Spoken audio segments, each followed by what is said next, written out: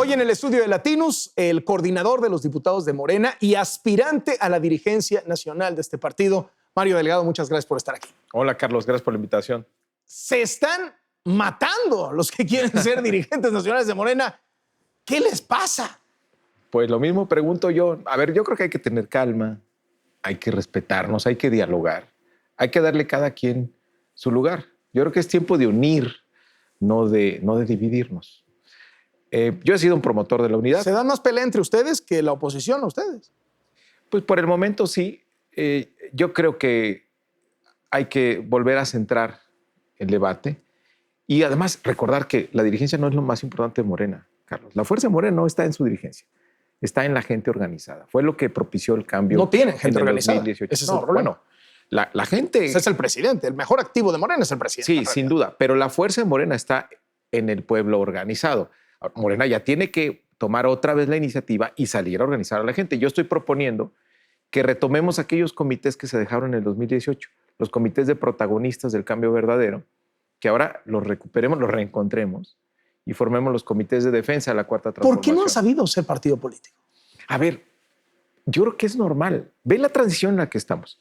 De un partido que se forma del esfuerzo de la gente, del caminar sin recursos, de repartir el regeneración, del casa por casa, se provoca esta revolución, porque fue lo que vivimos, una revolución pacífica en julio del 18.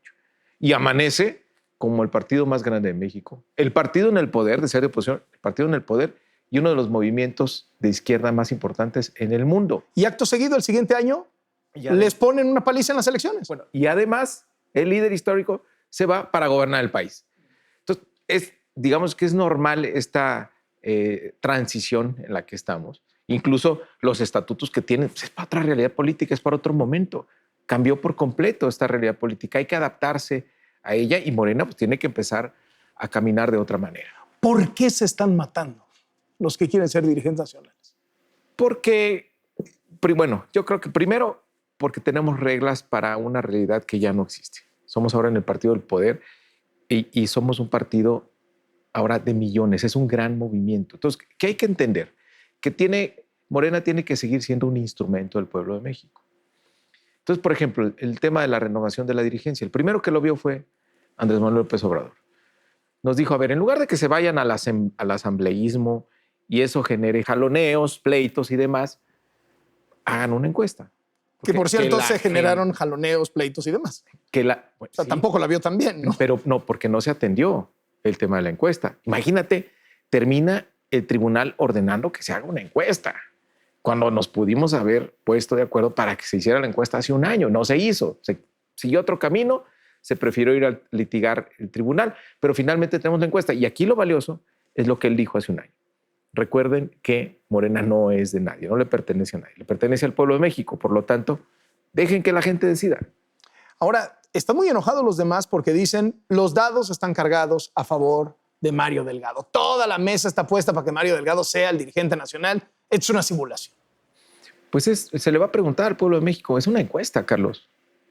O sea, no hay manera de cómo cargas los dados en una encuesta. Bueno, pues a ver. Yo he participado en encuestas, he ganado y he perdido. Berta Luján se bajó, Gibran se enojó, Porfirio amenazó, Yeicol desapareció, a Ramírez Cuellar no le dio. Y Mario Delgado unió. Pues los desunió en realidad, ¿no? No, a ver, es que hay porque el factor de la discordia es el que tengo aquí enfrente. No, claro que no. Es el Tucón, todos unidos contra Mario. No, a ver, justo, mira, está bien, de fondo, hay dos visiones en el partido, por lo menos. Unos que piensan que hay que cerrarse en este momento, que hay que administrar a los militantes que tenemos y que entonces cerramos la puerta y nos ponemos de acuerdo aquí quién va a ser el dirigente. Hay otra visión, aquellos que pensamos que esto es un partido movimiento. Por lo tanto, el partido no puede funcionar como un embudo a un movimiento que es más grande. ¿Por qué vamos a administrar 200,000 o 3 millones de militantes cuando votaron en el 18 30 millones por López Obrador? El López Obradorismo es más grande. Ese debe ser el objetivo de Morena. Ahora, Morena recibió más o menos el 34% de los votos, o sea, no el 53% de López Obrador. Bueno, es un número bastante razonable, nada despreciable. Pero no les da para ser mayoría en el Congreso.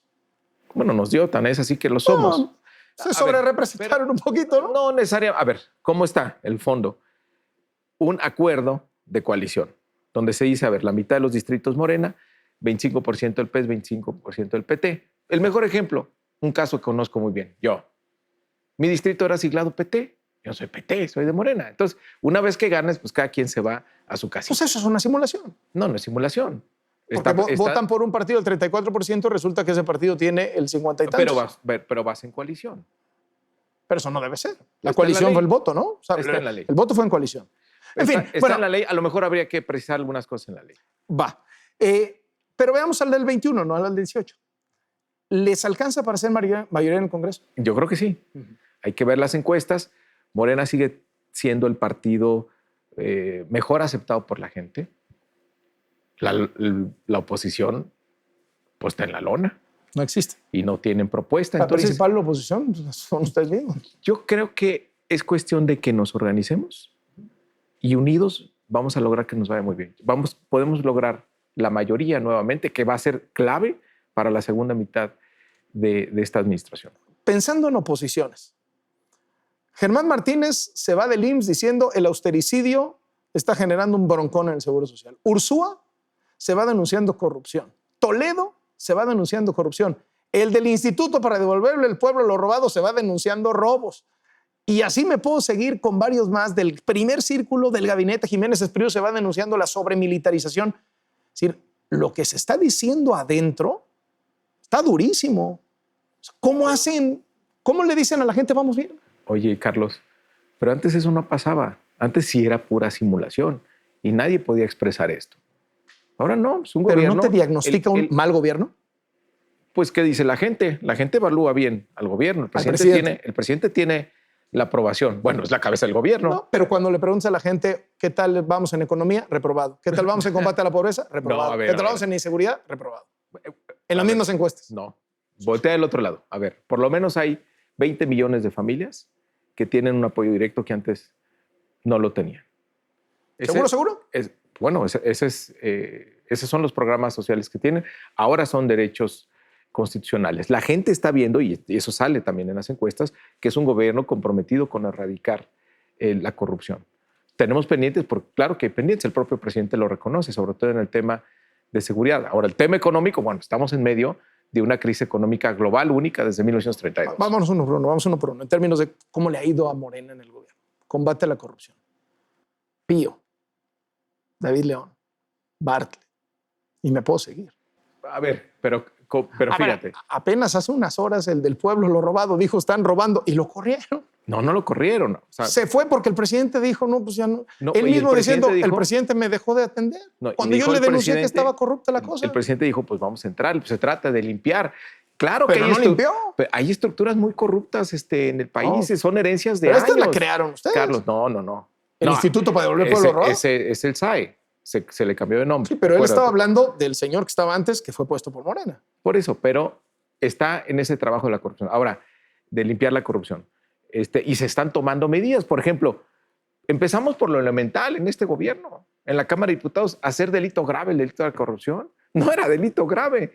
Nunca lo vieron las otras mayorías, nunca lo vieron los otros partidos. Estaban muy cómodos con que la corrupción no fuera delito grave. Ya es delito grave, ya es de prisión preventiva oficiosa y no solo eso. Ahora modificamos la Constitución en la Cámara de Diputados para que el presidente de la República pueda ser juzgado por delitos de corrupción. ¿Tiene discurso el presidente López Obrador para hablar de corrupción? ¿Tiene Morena discurso para hablar de combate a la corrupción cuando el hermano del presidente aparece con paquetes de lana? Pero, a ver, Carlos, eso hay que ver exactamente qué es. Una cosa son los cañonazos que vimos por parte de Lozoya comprando votos para una reforma, además que fue contra el patrimonio del país, y otra cosa es la aportaciones para un movimiento. Yo mismo, algunas veces puse o gasolina, o puse folletos, o rentelonas, o sillas, o botellas de cientos. No es llenar un tanque, eran paquetes de cientos de miles de pesos al mes. No, hombre, es diferente. ¿Eso dicen ellos? Es muy diferente. O sea, corrupción. ¿Sí realmente se creen que eran aportaciones del pueblo? Son aportaciones, claro que es. Así se hizo el movimiento. Morena se hizo así, con el esfuerzo de millones. ¿Con paquetes de lana? Con paquetes de agua, con paquetes de volantes, con lonas, con sillas. Así se hizo. Tema de economía. La economía, la pandemia vino a desgraciar todo en todo el mundo. En el mundo. México va a caer 10%, pero ya veníamos mal. Mario Delgado entiende muy bien de economía. Ya veníamos mal.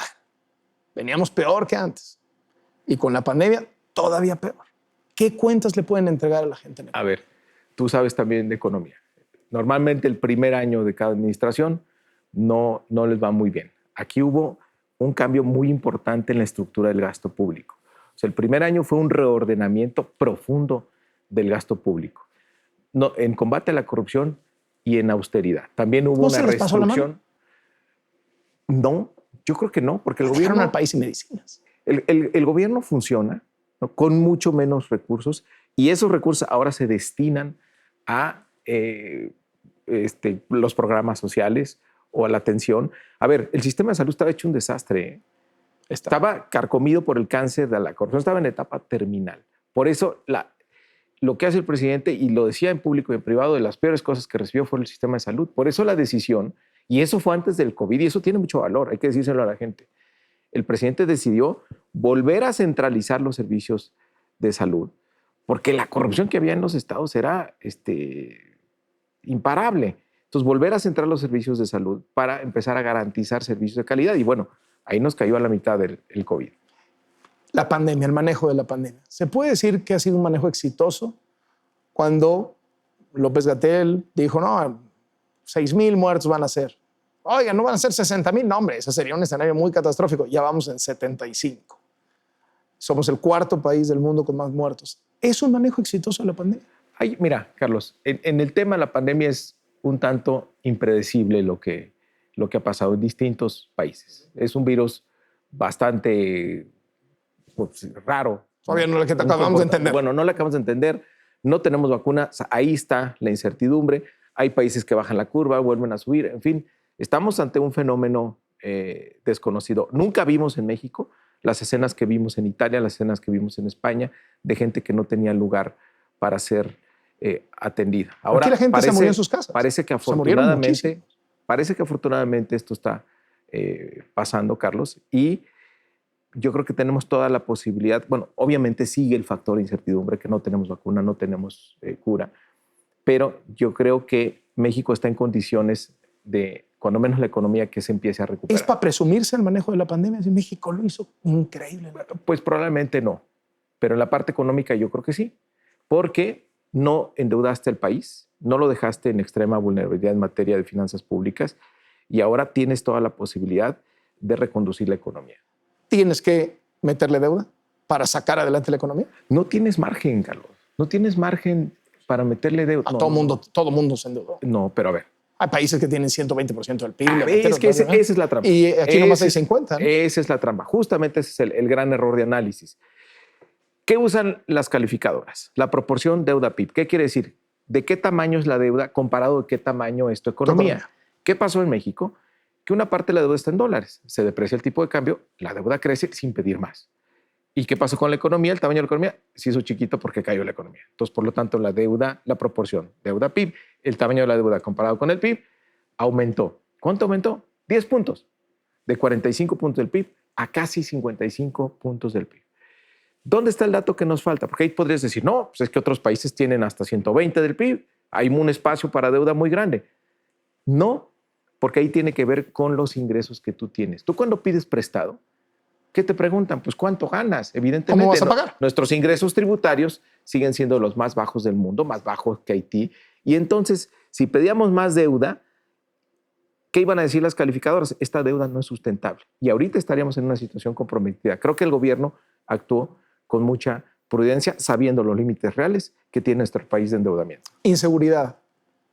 Eran 100, recibieron el país con 100 homicidios al día y está en 99 homicidios al día. ¿Es una buena cuenta? No es una buena cuenta. Ahí el gobierno reconoce que tenemos un pendiente. Hay acciones diferentes, eso sí. Sí, se aprobó la Guardia Nacional, una reforma constitucional, darle a nuestro país una policía de dimensión nacional que no tenía. Evidentemente venimos de una inercia tremenda. Pues imagínate que el jefe de la policía en 2 sexenios anteriores era empleado encarcelado por de un capo. Imagínate la policía cómo estaba pues de echar a perder, de podrida. Entonces, eso corregirlo en 2 años no va a ser posible. Sin embargo, creo que acertó el presidente en decir, vamos a formar algo nuevo. Acuérdate cuántas críticas hubo sobre la Policía Federal. No, es que es policía profesional y cómo la van a desbaratar. Creo que él acertó en decir, a ver, vamos a formar un nuevo cuerpo civil alimentado por los militares, por los marinos, que ahí hay que reconocer, son los que más confianza le tienen los mexicanos. Son sobre todo militares, de ¿no? disciplina y de integridad. De civil es el puro apodo, ¿no? El militar. Funciona como civil, es una institución civil. Integrada plenamente por militares. Pero legalmente civil. Dice civil. Sus acciones son pero es militar. En el ámbito civil. A ver, en fin, con este panorama, ¿sienten que tienen el 21 en la bolsa? O sea, que Morena dice, vamos a mantener la mayoría en el Congreso, la tenemos en la bolsa. Obviamente no hay que confiarse, hay que hacer el trabajo. Y yo creo que no basta con los resultados del gobierno, no basta con que el presidente esté bien evaluado. Hay que hacer el trabajo de la organización. Eso le corresponde al partido. Por eso mi llamado a la unidad, porque es mucho más grande lo que nos une que lo que nos puede dividir. ¿Se imaginan a Morena jalando con el PRI de cara a lo que viene? No tendríamos por qué. Yo creo que Morena no necesita hacer un tipo de alianza con el PRI. O sea, no yo lo pregunto porque veo al PRI con un pie en la oposición y con un pie queriendo hacer alianza con ustedes. Pues eso es estrategia política, pero no corresponde a la nuestra, ¿no? Muchas gracias por venir, Mario Delgado. Al contrario. Suerte en la contienda. Gracias a ti, Carlos. Muchas gracias. Mario Delgado, coordinador de los diputados de Morena y aspirante, puntero, a la dirigencia nacional de este partido.